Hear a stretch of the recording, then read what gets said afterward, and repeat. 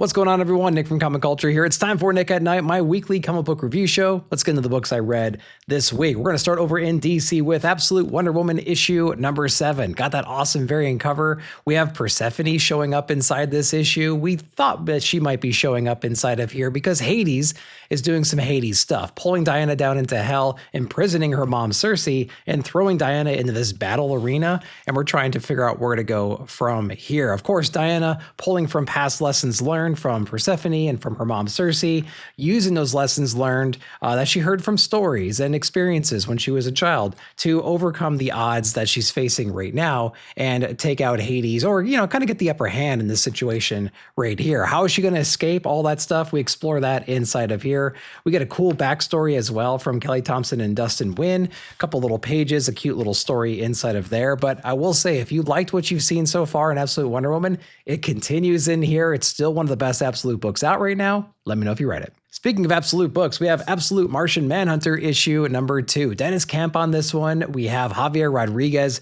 on the art. So if you like Javier Rodriguez's art, if you like the vibrancy of all the colors and everything, going to be pulled right through inside of this issue, so fear not right there. I love the exploration of the Manhunter character with John in the previous issue.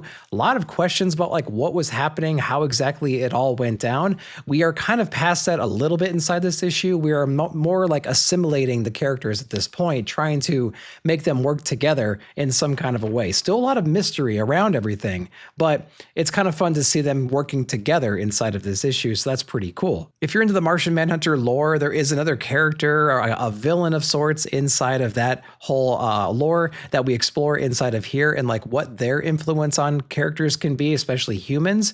And they kind of go head to head a little bit inside of this issue. But this one, again, is about the characters basically assimilating a little bit more. How do they coexist? What could be the benefit of that? We unpack all of that inside of here. Spectacular read. Love this issue so much. Definitely check this one out if you haven't yet. Let's continue DC with Batman 159, the second issue in the latest Hush run right here. I will say that I wish this was a separate project that was coming out alongside of Batman proper, and this just would have been great if that was the case, but it interrupted everything, and here we are with that.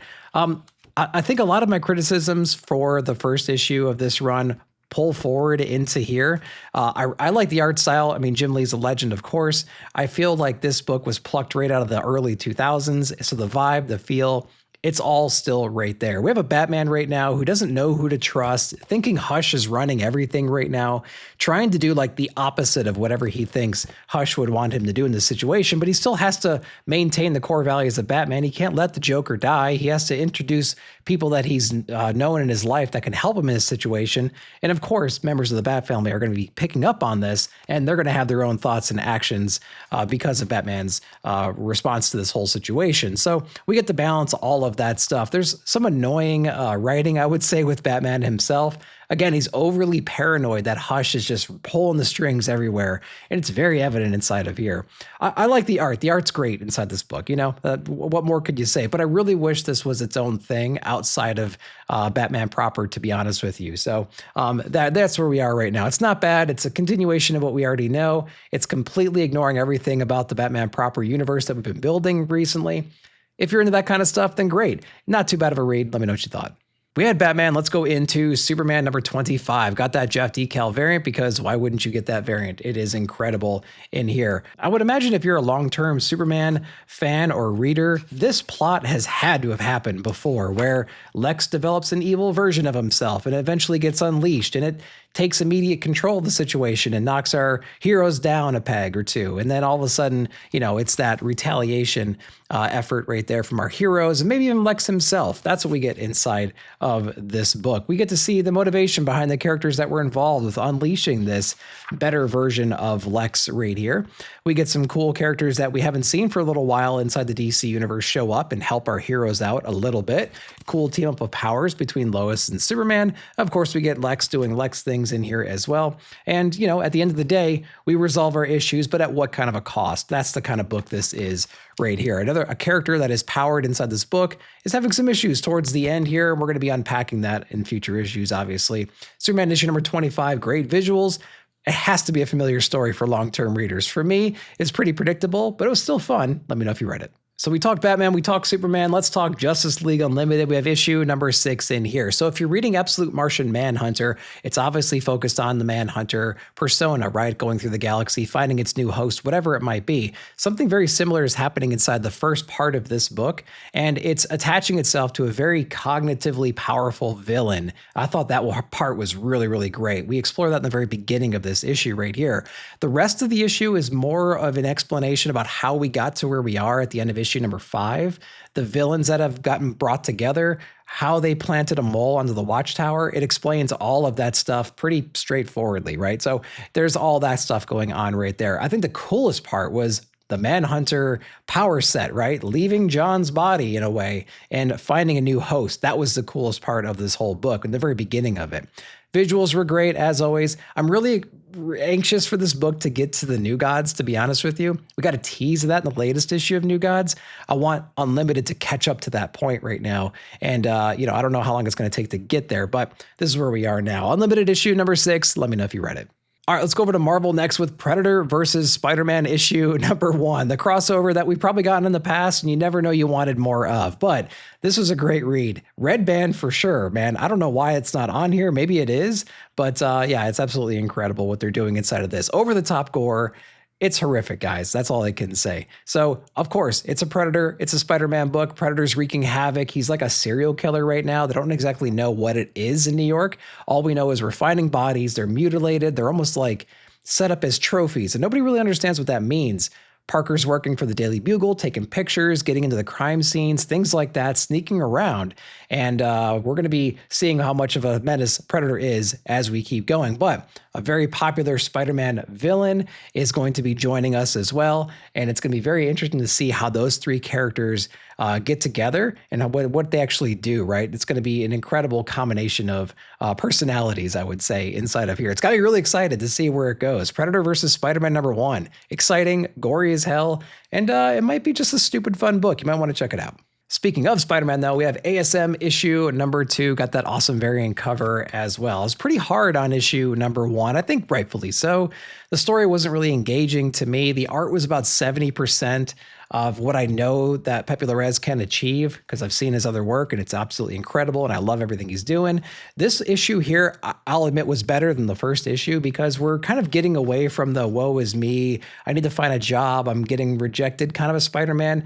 And now he's trying to take care of business right now and investigate what exactly is going on with himself and with other people around him. He's infected with something and it's impacting his ability to like concentrate and things like that. So he's hallucinating all the time. He's also trying to figure out what's going on with Rhino. Rhino's in a place where he can get some help right now, but is he really safe? We unpack that a little bit more as well. Tons of action in here. I still think the art is maybe 80%, right? It's just not, there are moments where it's absolutely beautiful. There are big splash pages like the one I just showed a second ago that could just use a little bit more help. But I think the book is in a better position than it was in issue number 1. Still not great, but it's interesting. And I'd like where it's going at least. So I'll be checking it out a little while longer, see what the story has for us, see if the art tightens up a little bit. Let me know what you thought of ASM. All right, speaking of books that need to be a little bit tightened up, but I think they're heading in an interesting place at least. We have One World Under Doom issue number 3. Now, I had trouble with issue number 1 and 2, like aligning with anybody. I felt like all the heroes were being stupid and their reactions were just like, I don't know, there wasn't a lot of depth behind them besides the fact that like Doom is making things better, so let's go punch him in the face. That was basically the first 2 issues. The world is kind of coming around right now and they're like, he's not that bad of a guy. We're getting more things now. Everything seems to be better, so why not just let him do the things he's doing and stay out of his way? The heroes can't have that, and they're still trying to fight this, right? So we have more of that inside of issue number 3. The really interesting stuff really happens at the very end of this book, where Doom doesn't really pay attention to the main objectives of being the Sorcerer Supreme. And what does that mean?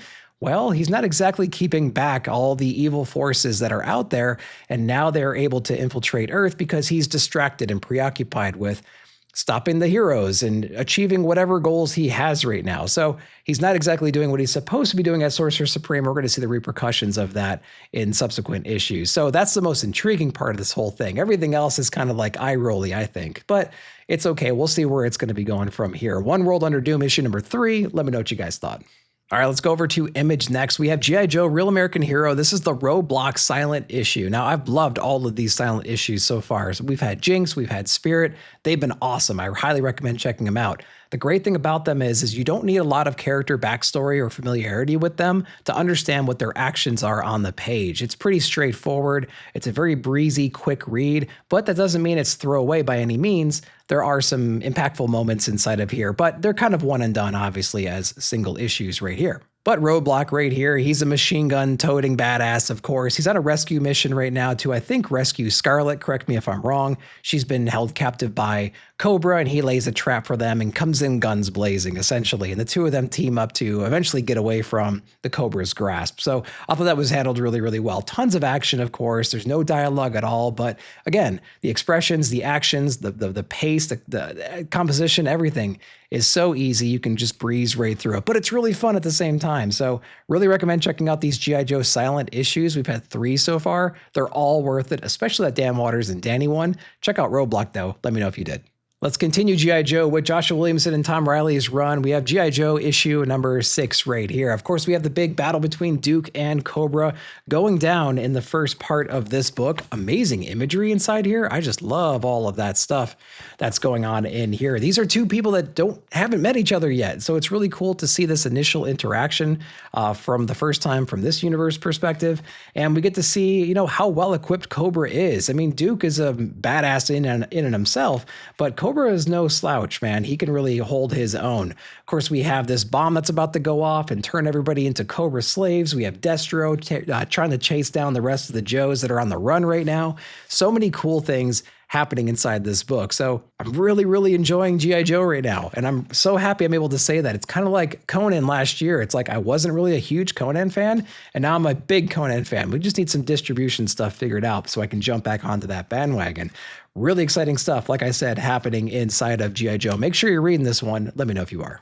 All right, continuing Image, we have Bug Wars issue number 3. Jason Aaron on this one. Of course, we have Mahmoud Asar on the art as well. So this book is really great. This issue here, it's the 3rd issue. So it's going to hopefully give us some answers as to how this is all possible and some backstory about all of that.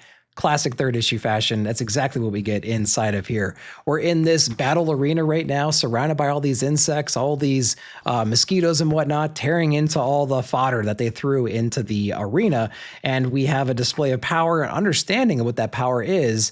And we have an escape mission basically inside of this book. I got to be careful about what I show you because there's actually a lot of graphic stuff inside of here. Some people we thought were allies are maybe not so friendly. You know what I mean? They have their own desires, right, with this magical power. And we're going to be maybe, using this kid to their advantage. So we're going to see more about that going forward. All we know right now is all these insects and all these different creatures and stuff know about this power. Now that it's back and it's in the hands of this novice kid, how can they use that to their advantage? That's basically what's going on inside here. Art's awesome. It's incredible. Crazy story. Lots of nudity, lots of gore, lots of cool action going on inside of Bug Wars. Let me know if you read it.